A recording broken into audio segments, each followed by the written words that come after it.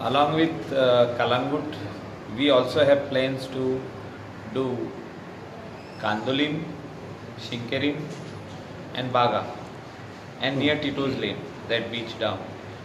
That is handicap friendly, and we have already announced it long back, and we had said that we would make it ready by 30th of October, and because of all the other roads and footpath works which are going on, and beautification of Kalangut beach, Kandolim and Baga work which is going on, this work is still remaining to be completed. So we will, in the next 1 month, we will start work on this, and this is required to be done because handicap friendly beaches is a right.